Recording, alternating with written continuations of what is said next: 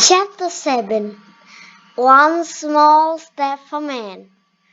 By this time, we weren't sure if Johnny Appleseed and George Washington had been to our school, or if it was just Mrs. Roopy dressed up in funny costumes. But we were sure of one thing: Mrs. Roopy is Loopy. We had to have proof, Michael said. My father is a policeman, and he said that if you want to be sure of something, you had to have proof. He always says the proof is in the pudding. What does the pudding have to do with it? I asked. Beats me, said Michael. Your dad is weird, I said. How are we going to prove that Mrs. Roopy is dressing up in funny costumes? Ryan asked. We'll get her fingerprints, Michael said, all excited. That's what my dad does.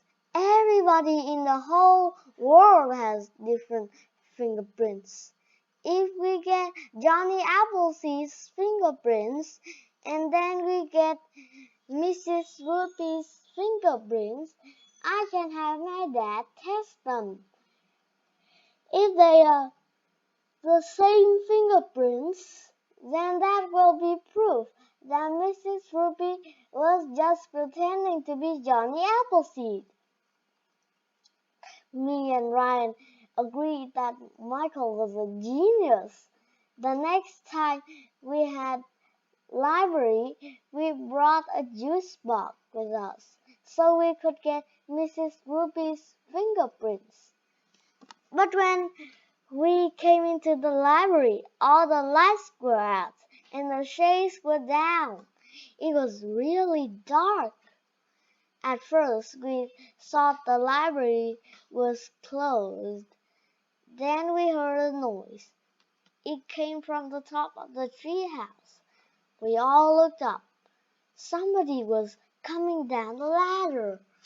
Whoever it was had on a spacesuit and was moving in slow motion.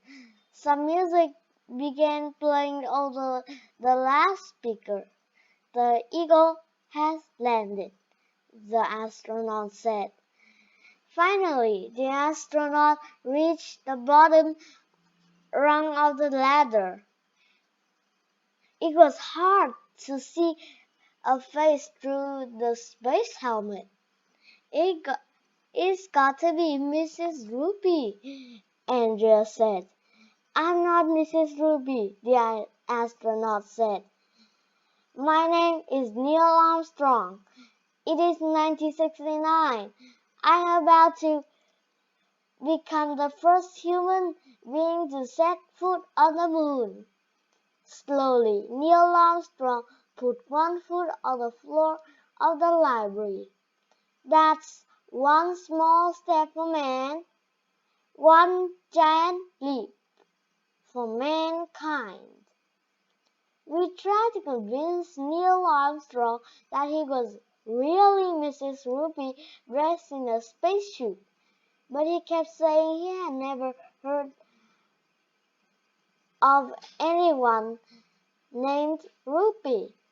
Neil Armstrong spent the rest of the period showing us books about the moon and the sun and the stars and outer space. It was almost not boring, but not quite. Would you like some juice, Mr. Armstrong? Michael asked, holding out the juice box. No, thank you, Neil Armstrong said. I've got to be getting back to Earth now, and I believe you had to go back to Miss Daisy's class. Then he climbed up the ladder and into the treehouse.